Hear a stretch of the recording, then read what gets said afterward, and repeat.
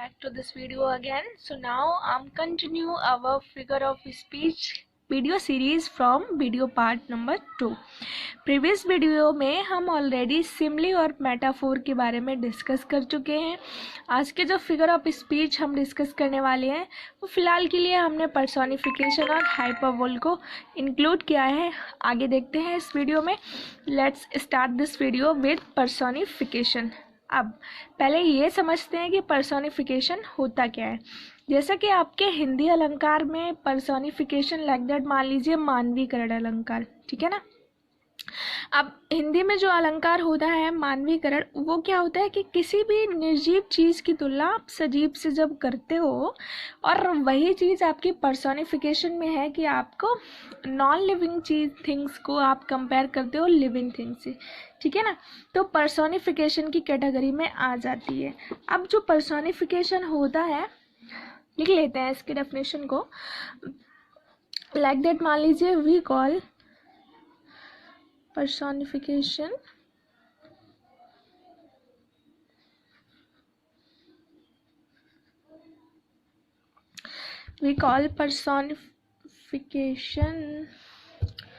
to give a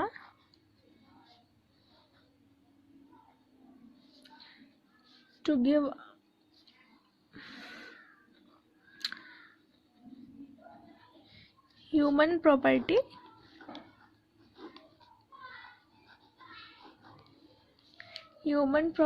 to non human. वही मतलब कि आप लिविंग थिंग्स को नॉन लिविंग के साथ कंपेयर करते हो, ह्यूमन प्रॉपर्टी को नॉन ह्यूमन प्रॉपर्टी के साथ कंपेयर करते हो, तो वो आपका पर्सोनिफिकेशन की कैटेगरी में जाता है.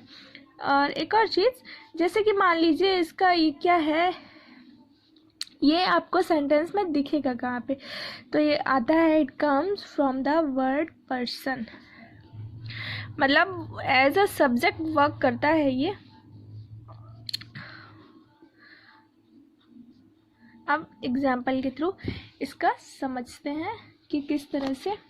जैसे कि मान लीजिए द वर्ड, जैसे कि एग्जाम्पल ले लेते हैं हम यहाँ पर.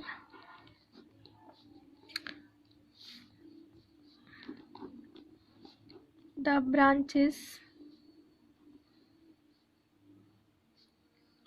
danced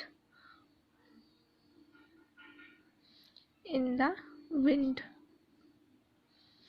अब देखिए इसको किस तरह से. जैसे कि यहाँ पर दिया गया the branches danced in the wind, मतलब जो पेड़ की शाखाएं थी, जो टहनियाँ थी, उन्होंने हवा में नृत्य किया. क्या पॉसिबल है कि कोई नॉन लिविंग थिंग्स डांस कर सकती है? ये सिर्फ comparison as a human being ही इसको ट्रीट किया जा रहा है. तो you can definitely understand because the branch totally non living है ना, और जो डांस है वो तो लिविंग थिंग्स ही कर सकती है. दैट्स वाई यहाँ पर क्या हो जाएगा आपका personification figure of speech. I hope you will clear with this topic. One more example we will take. जैसे कि नेक्स्ट एग्जाम्पल हम ले लेते हैं. My car is a real beauty.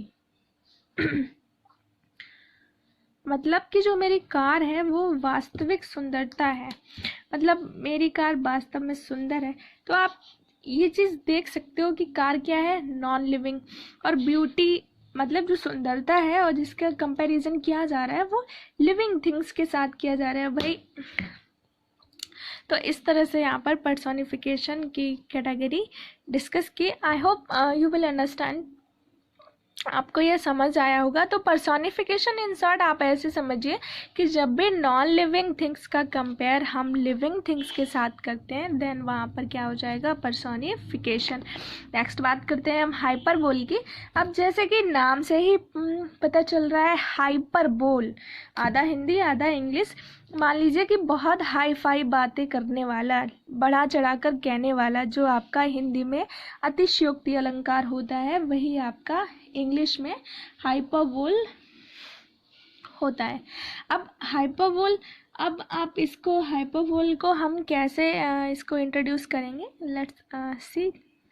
अब हाइपरबोल की बात करते हैं. तो नोट करते हैं इसको. It is the art of telling the idea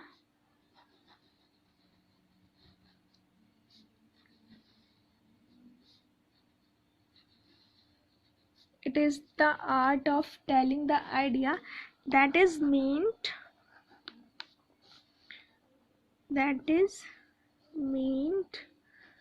to be explained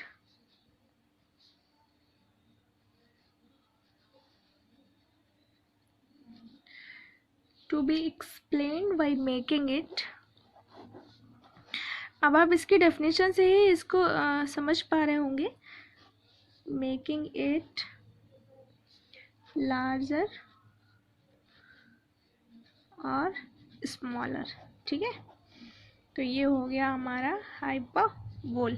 अब इसकी डेफिनेशन कंसिडर करते हैं. It is the art of telling the idea that is meant to be explained by making it larger और smaller. Hyperbole मतलब आप ऐसे समझिए कि किसी भी चीज़ को बहुत बढ़ा चढ़ाकर कहने का जो प्रोसेस होता है, जो प्रक्रिया होती है, वही हमारी हाइपरबोल होती है. ठीक है ना. अब हाइपरबोल के एग्जाम्पल्स की बात करते हैं. हम इसको नोट कर लेते हैं. अब एग्जाम्पल इसका देखते हैं.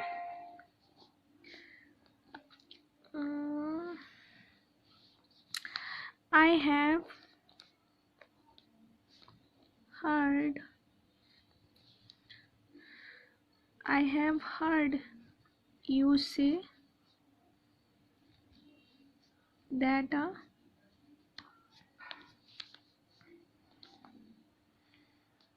million